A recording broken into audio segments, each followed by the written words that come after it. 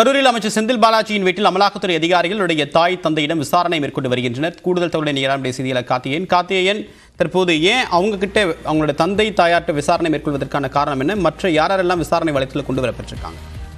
தேவபிரன், அதாவது அமைச்சர் செந்தில் பாலாஜியின் வீடு மற்றது பூர்வீக வீடு என்று கூறக்கூடிய ராமேஸ்வரப்பட்டியில் அவர்கள் தாய் தந்தை இருக்கும் இடத்தில் வீட்டில் தற்போது அமலாக்கத்துறையினர் விசாரணை மேற்கொண்டு வருகின்றனர். என்னன்னா, கடந்த 6 மாதங்களுக்கு முன்பாக அமைச்சர் செந்தில் பாலாஜி மற்றும் சகோதரர், உறவினர்கள், நண்பர்கள் வீட்டில் வருமான வரித்துறையினர் சோதனை மேற்கொண்டனர். அதனைத் தொடர்ந்து அமலாக்கத்துறை சோதனை மேற்கொண்டு அவரை கைது செய்து சிறையில் இருந்து வரும் நிலையில் தொடர்ந்து 2 முறை வருமான வரித்துறையினரும் அமலாக்கத்துறையினர் 2 முறை என தொடர்ந்து கரூர் மாவட்டத்தில் மையம் கொண்டு பல்வேறு பகுதிகளில் உறவினர்கள், நண்பர்கள் வீட்டில் தொடர்ந்து சோதனை மேற்கொண்டனர். விசாரணை மேற்கொண்டு வந்த நிலையில் அவரது சகோதரர் அசோக் குமார் என்பவருக்கு அமலாக்கத்துறை ஆஜராக சொல்லி 2 முறை நோட்டீஸ் அனுப்பப்பட்டு சம்மன் அனுப்பப்பட்டது. மீண்டும் அவர் இல்லாத நிலையில் வீடு, அவரது அலுவலகம் மற்றும் டெக்ஸ்டைல் என்று சொல்லக்கூடிய பல்வேறு இடங்களிலும் அவரை ஆஜராக சொல்லி சம்மன் அனுப்பப்பட்டது.